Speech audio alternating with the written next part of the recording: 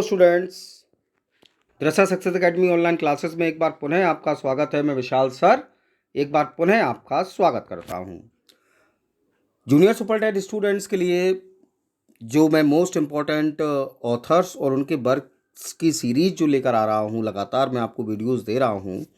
उसी क्रम में कल मैंने जैसा कि आपको विक्टोरियन एज आरंभ किया था और विक्टोरियन एज के most representative poet Alfred Lord Tennyson के बारे में मैंने आपको बताया। एक ही वीडियो में मैंने उनका जनरल इंट्रोडक्शन, उनके वर्क्स और उनके महत्वपूर्ण क्वेश्चन जो हैं, जो कि पिछली परीक्षाओं में पूछे जा चुके हैं या आगामी परीक्षा में आपके पूछे जा सकते हैं, उनके उनका वीडियो मैंने एक ही वीडियो में दे दिया था।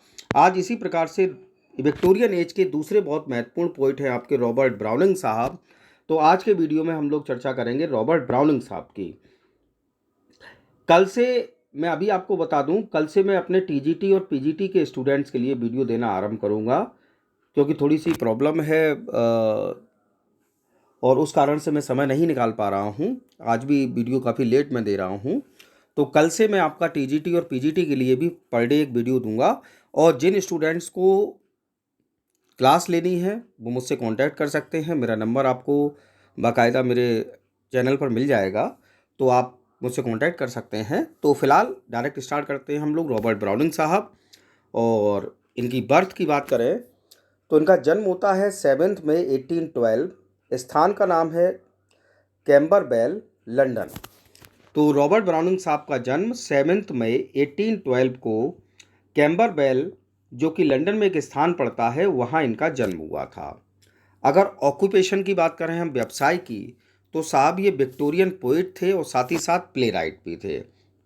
यानी कि विक्टोरियन पोइट के साथ साथ ये प्ले राइटर भी थे। और अगर हम बात करें इनकी सबसे महत्वपूर्ण और मोस्ट इम्पॉर्टेंट बात की, तो वो है मास्टरी ऑफ ड्रामेटिक मोनोलॉग। ये प्रश्न ना जाने कितनी परीक्षाओं में पूछा जा चुका है कि साहब ड्रामेटिक मोनोलॉग का मास्टर जो है वो किसको कहा जाता है। तो उसका सीधा आंसर आपको पकड़ाना है, रॉबर्ट ब्राउनिंग साहब जो हैं वो ड्रामेटिक मोनोलॉग के मास्टर कहे जाते हैं साहब। नेक्स्ट पॉइंट है आपका डेथ। अगर मृत्यु की बात करें तो इनका डेथ जो है वो 12 दिसंबर 1889 को हुआ। कहाँ हुआ साहब? वेनिस, जो कि इटली का एक बहुत ही फेमस सिटी है। वेनिस एक ऐसा स्थान है साहब जिसको ना जाने कितने प्ले राइट ने हमारे एलिजाबेथन एज में यूज़ किया है। वेनिस वेनिस वेनिस प्ले भी है विलियम शेक्सपियर का, मर्चेंट ऑफ वेनिस। तो वहाँ से आप याद कर सकते हैं कि डेथ जो है इनकी 12 दिसंबर 1889 को वेनिस, इटली में हुई थी। अब सबसे पहली बात करते हैं हम ऑल फेमस वर्क्स पोइटिक, यानी कि इनके जो पोइटिक वर्क्स हैं मोस्ट इम्पॉर्टेंट, उनकी बात कर लेते हैं। तो पहला वर्क मैंने लिखा है एसोलैंडो, फ्रांसेस एंड फैक्ट्स। एसोलैंडो इनका वर्क है, उसको फ्रांसेस एंड फैक्ट्स के नाम से भी जानते हैं। इसका पब्लिकेशन है आपका 1889 में साहब। दूसरा है Christmas Eve and Easter Day. आज जब मैं आपको वीडियो दे रहा हूँ तो गुड फ्राइडे है, ठीक है ना। तो Christmas Eve and Easter Day, इसका पब्लिकेशन होता है 1850 में। तीसरा वर्क इनका आता है महत्वपूर्ण, ड्रामेटिक आइडियल्स। पब्लिकेशन है साहब 1879 में। चौथा वर्क फिर से आता है dramatic ideals second series. Dramatic ideals first series 1879 में, और ड्रामेटिक आइडियल्स सेकंड सीरीज जो है पब्लिश होती है आपकी 1880 में। पांचवा वर्क है इनका फेरिसेट्स फ्रांसिस। वर्क का नाम क्या है? फेरिसेट्स फ्रांसिस, और इसका पब्लिकेशन होता है 1884 में। उसके बाद 6 नंबर पर आता है जोकोस रिया, और इसका पब्लिकेशन होता है 1883 में। उसके बाद 7 नंबर पर इनका महत्वपूर्ण वर्क है, नाम है मैन एंड वुमेन। पब्लिकेशन है आपका 1855 में। उसके बाद 8 नंबर पर इनका वर्क आता है पैरासिलियस, और इसका पब्लिकेशन है 1835 में। उसके बाद इनका बहुत ही महत्वपूर्ण वर्क है साहब पोलन, बहुत फेमस है। अभी मैं आपको क्वेश्चन दूंगा तो इसी वीडियो में, तो क्वेश्चन में भी पोलन का वर्णन आएगा। तो 1833 में इसका पब्लिकेशन होता है। उसके बाद इनका एक पोएम्स का कलेक्शन पब्लिश होता है, रॉबर्ट ब्राउनिंग द पोएम्स, और पब्लिकेशन इसका अभी रिसेंटली हुआ है 1981 में। उसके बाद सॉर्डेल, इनका बहुत महत्वपूर्ण वर्क 1840 में साहब। उसके बाद the Brownings to Tennyson, the Brownings to Tennyson अगर हम बात करें साहब तो रॉबर्ट ब्राउनिंग और एल्फ्रेड लॉर्ड टेनिसन बड़े अच्छे मित्र रहे हैं। रॉबर्ट ब्राउनिंग की डेथ टेनिसन साहब से पहले हो जाती है। इनको वेस्टमिनिस्टर एबे में दफनाया जाता है और जब टेनिसन साहब की मृत्यु होती है तो टेनिसन साहब को जैसे कल मैंने जैसा कि बताया था कि रॉबर्ट ब्राउनिंग की कब्र की बाद में ही इनकी कब्र बनाई जाती है टेनिसन साहब की और वेस्टमिनिस्टर एबे में ही। तो साहब इनकी death the Browning to Tennyson work इनका पब्लिश हुआ है 1971 में। ये भी देखिए अभी रिसेंटली पब्लिश हुआ। और सबसे महत्वपूर्ण वर्क इनका the ring and the book, ये इन्होंने इसका है 1869 में साहब। ठीक है ना साहब। तो ये कुछ महत्वपूर्ण वर्क हैं इनके जो मैंने आपको दिए। अब क्वेश्चन कई बार ऐसा पूछा जाता है क्योंकि कई पोएम्स ऐसी हैं हर प्रत्येक राइटर्स की जो कि कलेक्शन में पूछी जाती हैं। मतलब कलेक्शन में मैंने बता दिया कि इस नाम से कलेक्शन हुआ, फर्स्ट वॉल्यूम ये आया, सेकंड कलेक्शन इसका तब छपा, थर्ड कलेक्शन ये छपा, लेकिन उन कलेक्शंस के अंदर पोएम कौन सी छपी। तो मैं जो मोस्ट फेमस पोएम्स हैं रॉबर्ट ब्राउनिंग साहब की वो भी आपके लिए लेकर आया हूँ। जैसे कल मैंने आपको एल्फ्रेड लॉर्ड टेनिसन की पोएम्स दी थी, तो आप इन पोएम्स के नाम याद कर लीजिए, स्क्रीनशॉट ले लीजिए, लिख लीजिए, क्योंकि कई बार क्वेश्चन ये पूछा जाता है, पोएम का नाम दे दिया जाता है और आपसे ये पूछा जाता है कि इस पोएम को किस पोइट ने लिखा है। तो साहब स्टार्ट करते हैं डायरेक्ट। पहला नंबर पर आता है आपका एंड्रिया डेल साल्टो। क्या है साहब? Andrea del Salto. और इसको अगर इंग्लिश में कहें तो हम कहते हैं द फॉल्टलेस पेंटर। ये पोएम का नाम है और किसकी पोएम है साहब? रॉबर्ट ब्राउनिंग की। दूसरी पोएम इनकी आती है the bishop orders his tomb at Saint Praxed's church. Poem का नाम ध्यान रखिए, the bishop orders his tomb at Saint Praxed's church. तीसरी पोएम है साहब आप तीसरे नंबर पर मैंने लिखी है इनकी एक बहुत महत्वपूर्ण पोएम एवलिन होप। क्या नाम है साहब? Evelyn hope. चौथी पोएम है इनकी फ्रा लिप्पो लिप्पी। उसके बाद पांचवी पोएम है इनकी ए ग्रामेरियंस फ्यूनरल्स, पांचवी पोएम। छठे नंबर पे मैंने पोएम लिखी है home thoughts from abroad. Seven poem the laboratory. 8 number पर लिखी लाइफ इन लव। 9 नंबर पर लिखी लव अमंग र्यून्स। साहब स्क्रीनशॉट लेते रहिएगा, ध्यान रखिएगा, इनको आप लिख लीजिए। क्वेश्चन ब्राउनिंग साहब से कनेक्टेड पूछा जाएगा तो इन्हीं पोएम्स में से पूछा जाएगा कि ये पोएम किस राइटर ने लिखी है। नेक्स्ट है आपका 10 नंबर पर मैंने लिखी है इनकी poem meeting at night. Poem का नाम क्या है? Meeting at night. 11 नंबर पर मैंने पोएम लिखी है इनकी मेमोरेबलिया। 12 नंबर पर पोएम माई लास्ट डचेस। मेरे जिन स्टूडेंट्स ने ग्रेजुएशन जो है वह मैं कहूँ कि 2012, 13, 14 के आसपास किया होगा, उन्होंने द लास्ट डचेस पोएम पढ़ी है रॉबर्ट ब्राउनिंग की। बहुत फेमस ड्रामेटिक मोनोलॉग है लास्ट डचेस, बहुत फेमस पोएम है। 30 नंबर पर पोएम मैंने लिखी है द स्टार। 40 नंबर पर लिखी है प्रोफेरियास लवर। 15 नंबर है आपका प्रोस्पेक्ट, ये भी सबने पढ़ी है पोएम। 16 नंबर पर पोएम है आपकी रेबी बैन एजरा। 17 नंबर पर पोएम है आपकी सोलोलिक्यू ऑफ द स्पेनिश क्लॉइस्टर। और 18 नंबर पर मैंने पोएम लिखी है टू इन द कैम्पेगना। क्या लिखा है? Two in the Campagna. Screenshot लेते रहिए साहब, ठीक है ना। बहुत महत्वपूर्ण पोएम्स हैं और इन्हीं में से क्वेश्चन पूछे जाएंगे। अब मैं इनके बारे में कुछ फैक्ट्स आपको बताता हूं, इनसे भी क्वेश्चन बन सकता है आपका। Robert Browning wrote 8 plays. Robert Browning ने अपनी लाइफ टाइम में कितने प्लेस लिखे? 8। और साहब कितनी टोटल पोएम्स लिखी हैं? 51 पोएम्स। तो हो सकता है आपसे क्वेश्चन ये पूछ लिया जाए how many poems are composed by Robert Browning? The answer is 51. How many plays are written by Robert Browning? तो 8 plays. ठीक है साहब. उसके बाद सेकंड पॉइंट मैंने आपके लिए लिखा है, he compose his first literary work at the age of 12.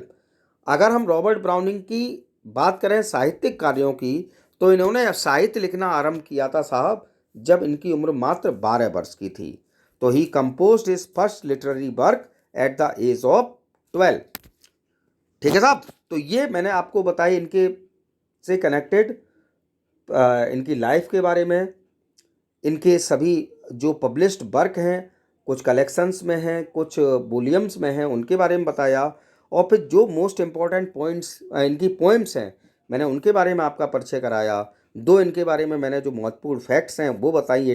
51 poems इन्होंने लिखी, 8 प्लेस लिखे. अब कुछ महत्वपूर्ण क्वेश्चंस. तो साहब क्वेश्चन मैं स्टार्ट करता हूं. पहला question, Robert browning is best known for his. Robert browning जो हैं वह बेस्ट नोन हैं. तो रॉबर्ट ब्राउनिंग जो हैं वह जो बेस्ट नोन है, यानी कि उनकी पहचान जो है वो किस रूप में है? उन्होंने कहा लिरिक्स के रूप में, ड्रामेटिक लिरिक के रूप में उनकी पहचान है, ड्रामेटिक मोनोलॉग के रूप में उनकी पहचान है, या एलेजीज के रूप में उनकी पहचान है साहब? तो उनकी पहचान है ड्रामेटिक मोनोलॉग लिखने के कारण. तो विशेष ध्यान रखें आप कि रॉबर्ट ब्राउनिंग का नाम जोड़ा जाता है ड्रामेटिक मोनोलॉग से, और ड्रामेटिक मोनोलॉग के मास्टर कहे गए हैं रॉबर्ट ब्राउनिंग साहब. दूसरा क्वेश्चन आपका आता है, who is known as the master of dramatic monologue. एक दूसरे से कनेक्टेड है क्वेश्चन कि किसको ड्रामेटिक मोनोलॉग का मास्टर कहा जाता है. तो मैं सीधा आंसर आपको पकड़ा देता हूं, रॉबर्ट ब्राउनिंग साहब को मास्टर ऑफ ड्रामेटिक मोनोलॉग कहा जाता है. Next question is, Robert Browning's poetry age. Robert Browning की अगर कविताओं की बात करें तो क्या है वो? ऑप्टिमिस्टिक हैं, आशावादी हैं, पेसिमिस्टिक हैं, निराशावादी हैं, मेलियोरिस्टिक हैं, या नाइदर ऑप्टिमिस्टिक नॉर पेसिमिस्ट, यानी कि ना आशावादी ना निराशावादी. तो साहब बिल्कुल भी ऐसा नहीं है. इनकी पोएम जो होती हैं वो ऑप्टिमिस्टिक होती हैं, आशावादी पोएम लिखने वाले पोइट हैं आपके रॉबर्ट ब्राउनिंग. क्वेश्चन नंबर 4 आपका आता है, who believes that God is in heaven all is right with the world. किसने लिखा? आप ये सोच लीजिए, रॉबर्ट ब्राउनिंग के राइटिंग में अगर कोई लाइन सबसे ज़्यादा पूछी गई है आज तक, तो साहब यही लाइन है कि God is in heaven all is right with the world. कि जब तक ईश्वर स्वर्ग में है तब तक इस संसार में सब कुछ ठीक है. ये लाइन किसकी है साहब? तो रॉबर्ट ब्राउनिंग साहब की ये लाइन है कि God is in heaven all is right with the world. Now the next question is, question number 5 आपका है, ब्राउनिंग बिलोंग्स टू. ब्राउनिंग साहब किस एज से कनेक्टेड हैं, कहाँ से बिलोंग करते हैं साहब? तो ब्राउनिंग साहब जो हैं वो विक्टोरियन एज से कनेक्ट हैं आपके. तो ऑप्शन बी आपका राइट आंसर है, विक्टोरियन एज. क्वेश्चन नंबर 6 आपका है, in which year Robert Browning was born. किस वर्ष रॉबर्ट ब्राउनिंग का जन्म हुआ साहब? तो अभी मैंने आपको इनकी बायोग्राफी बताई. ऑप्शन आपके सामने है 1810, 1811, 1812, 1813. तो राइट आंसर है आपका 1812 में इनका जन्म हुआ है साहब. अब अगला क्वेश्चन है, रॉबर्ट ब्राउनिंग साहब को अब की मैंने कहा कि मास्टरी है इनकी ड्रामेटिक मोनोलॉग में, लेकिन क्वेश्चन यहाँ पूछा जा रहा है, browning use dramatic monologue because. Browning साहब ड्रामेटिक मोनोलॉग का यूज करते हैं क्योंकि ही वांटेड टू रिप्रेजेंट. वह क्या रिप्रेजेंट करना चाहते हैं? प्लॉट, बी कैरेक्टर, सी सीन, या डी ऑल ऑफ दीज. तो साहब जब ड्रामा की बात करते हैं, ड्रामेटिक मोनोलॉग और ड्रामा एक दूसरे से कनेक्टेड चीज़ें हैं. तो ड्रामा में प्लॉट भी होता है, कैरेक्टर भी होते हैं, सीन भी होता है. तो इसका मतलब है कि ड्रामेटिक मोनोलॉग ये क्यों व्यक्त करना चाहते हैं, क्या को रिप्रेजेंट करने के लिए? प्लॉट, कैरेक्टर और सीन को. तो इसलिए आंसर आपका डी जो है वो राइट आंसर है, all of these. Now the next question is, browning is faulty in his. अगर हम बात करें तो ब्राउनिंग साहब जो हैं वह राइटिंग में कुछ गलतियां भी उन्होंने की हैं. तो फॉल्टी काय में है? डिक्शन में है साहब, भाषा शैली में है, बी स्टाइल में है, सी आपकी प्रेजेंटेशन में है, या डी कंटेंट में है. तो साहब इसका राइट आंसर है स्टाइल.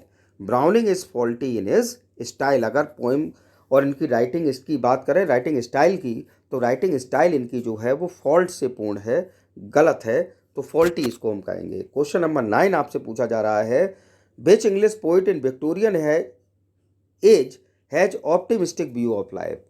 कल मैंने आपको बताया था साहब, विक्टोरियन एज में अगर हम एल्फ्रेड लॉर्ड टेनिसन की बात करते हैं तो उनकी कविताएं कॉम्प्रोमाइज दिखाती हैं। काय के बीच में? तो बिटवीन साइंस एंड रिलीजन। अगर हम थॉमस हार्डी की बात करते हैं जो कि विक्टोरियन एज के रिप्रेजेंटेटिव नॉवेलिस्ट रहे हैं, तो उनकी जो नॉवेल्स हैं वो पेसिमिस्टिक हैं, निराशावादी हैं। जबकि रॉबर्ट ब्राउनिंग जो हैं वो ऐसे पोइट हैं विक्टोरियन एज के जिनकी जो कविताएं हैं वो ऑप्टिमिस्टिक होती हैं। तो हार्डी पेसिमिस्टिक हो गए, हालांकि ये आपके विक्टोरियन एज के हैं। और कीट्स और शैली तो हम जानते हैं रोमांटिक एज के हैं, तो ये तो ऑप्शन बिल्कुल रूप से गलत है। तो इसका राइट आंसर होगा बी, ब्राउनिंग साहब। Now the next question is, who was contemporary poet and friend of Robert browning. यहाँ 4 ऑप्शन लिखे हैं, आपको ये बताना है कि रॉबर्ट ब्राउनिंग का समकालीन कवि कौन है और रॉबर्ट ब्राउनिंग का आप कह सकते हैं कि फ्रेंड कौन रहा। तो साहब कीट साहब हो नहीं सकते, वर्ड्सवर्थ साहब हो नहीं सकते, शैली साहब हो नहीं सकते, क्योंकि दोस्ती बराबरी वालों में होती है। विलियम वर्ड्सवर्थ अगर हम बात करें तो एज में ज़्यादा थे, शैली साहब नहीं हो सकते, रोमांटिक एज के थे, किड्स भी रोमांटिक एज के थे, बहुत जल्दी इनकी डेथ हो गई थी। तो साहब लॉर्ड एल्फ्रेड टेनिसन जो हैं वो विक्टोरियन एज के हैं। और अभी मैंने बताया भी था, बड़ी अच्छी मित्रता रही है रॉबर्ट ब्राउनिंग और एल्फ्रेड लॉर्ड टेनिसन की, और यही कारण है कि टेनिसन की मृत्यु के बाद उनको रॉबर्ट ब्राउनिंग की जो कब्र है उसके पास में ही दफनाया जाता है। Now the next question is, Rabbi Ben Ezra is written by. तो साहब रबी बैन एजरा जो है उसके लेखक कौन हैं? अभी मैंने आपको फेमस पोएम्स के नाम अभी बताए हैं जस्ट रॉबर्ट ब्राउनिंग की, तो इसका सीधा आंसर है रॉबर्ट ब्राउनिंग। देखिए क्वेश्चन आया, तो आप जो मैंने पोएम्स बताई हैं कृपया करके उनको स्क्रीनशॉट लेके लिख लें, नोट्स बना लें, बहुत काम आने वाली हैं आपकी। Now the next question is question number 12, the first printed poem of Browning age. पहली प्रिंटेड पोएम का नाम बताना है, पब्लिश्ड अलग मैटर है, पहली प्रिंटेड पोएम का नाम बताना है।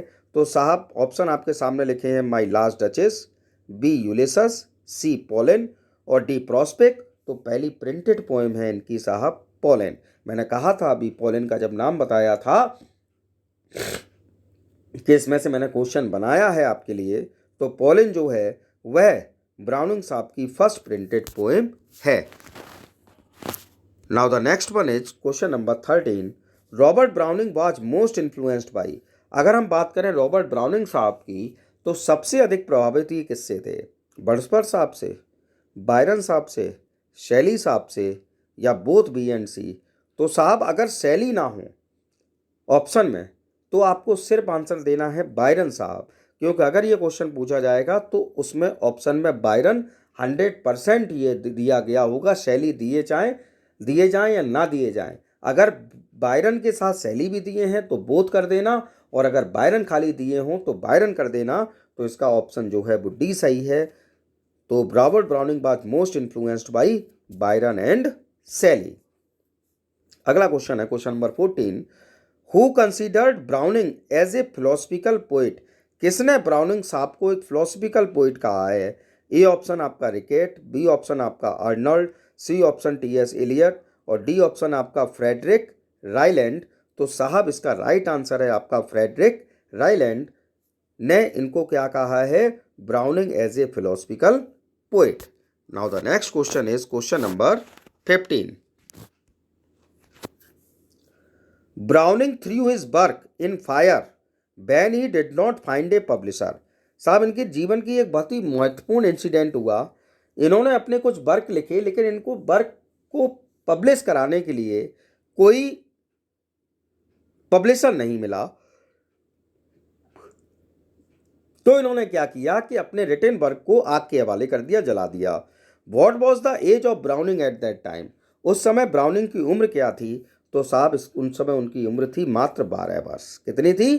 12 ईयर्स। मैंने जैसा कि अभी आपको बताया भी था इंपॉर्टेंट फैक्ट्स के बारे में जब ब्राउनिंग साहब के, तो मैंने कहा था कि 12 वर्ष की उम्र में इन्होंने लेखनी करना आरंभ कर दिया था। Question number 16 is what is the meaning of the word prospect. जो इनकी पोएम है प्रोस्पेक्ट, उस प्रोस्पेक्ट शब्द का अर्थ क्या है। Which is name of a poem of browning, जो कि ब्राउनिंग साहब की पोएम का नाम है, यानी कि प्रोस्पेक्ट का अर्थ आपको बताना है। तो पहला prosperous, B looking forward, C riches और डी नन। तो साहब प्रोस्पेक्ट का अर्थ होता है लुकिंग फॉरवर्ड, यानी कि आगे देखना, आगे बढ़ना। प्रोस्पेक्ट का मतलब आगे बढ़ना, looking forward.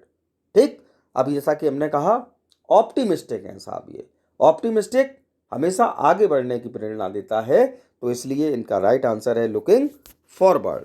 Now the next question is in which work Browning has paid a tribute to his wife. अपने कौन से वर्क में ब्राउनिंग साहब ने अपनी पत्नी को ट्रिब्यूट किया है। तो साहब ड्रामेटिक आइडियल्स, बी जोकोसेरिया, सी पोलेन और डी प्रोस्पेक्ट। तो साहब मैं आपको बता दूं इनकी वाइफ की डेथ हो गई थी, उसके बाद इन्होंने अपना वर्क लिखा प्रोस्पेक्ट पोएम, और प्रोस्पेक्ट पोएम जो है वो उन्होंने ट्रिब्यूट की अपनी पत्नी को। अगला क्वेश्चन है आपका क्वेश्चन नंबर 18। क्वेश्चन नंबर 18 आपसे पूछा जा रहा है in which work Browning has paid a tribute to Shelley's work. अभी इन्होंने 17 क्वेश्चन आया कि अपनी वाइफ को कौन सा वर्क ट्रिब्यूट किया, अब आया सैली साहब को इन्होंने कौन सा वर्क अपना ट्रिब्यूट किया। ए ड्रामेटिक आइडियल्स, बी जोकोसेरिया, सी पोलेन और डी माई लास्ट डचेस। तो साहब सी जो है वो इसका राइट आंसर है। पोलेन जो इन्होंने पोइम लिखी है वो इन्होंने ट्रिब्यूट की शैली साहब के वर्क्स को, ठीक है, शैली साहब के कार्यों को। Next is question number 19। Who said that browning is the boys of the Anglo sections. ऐसे ये क्वेश्चन आया था कि Milton is the boys of England, यहां है browning is the boys of the Anglo sections. ये बात किसने कही। तो ए ऑप्शन बायरन साहब ने, बी ऑप्शन टेनिसन साहब ने, सी ऑप्शन WJ लॉन्ग साहब ने और डी ऑप्शन रिकेट साहब ने। तो इसका राइट आंसर है आपका विलियम जे लॉन्ग साहब जो हैं उन्होंने कहा है कि browning is the boys of the Anglo sections. अब एंग्लो सेक्शन से याद आता है, मेरे कई स्टूडेंट लगातार मुझसे कह रहे हैं कि सर आप हिस्ट्री ऑफ इंग्लिश लिटरेचर दे रहे हैं तो हिस्ट्री ऑफ इंग्लिश लैंग्वेज कब देंगे। तो मैं आपको बता दूं हिस्ट्री ऑफ इंग्लिश लैंग्वेज के मैं क्वेश्चन लिख रहा हूं लगातार, बहुत महत्वपूर्ण टॉपिक होगा, तो जल्दबाजी में मैं उसको कदापि नहीं दे सकता हूं।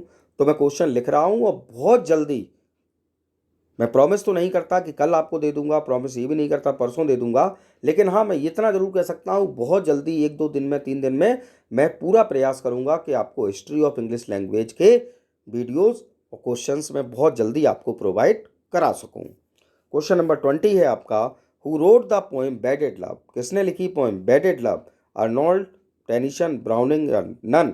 तो देखिए फिर से रॉबर्ट ब्राउनिंग की एक पोएम का नाम आपसे पूछ लिया गया, बेडेड लव किसने लिखी। तो राइट आंसर है आपका रॉबर्ट ब्राउनिंग।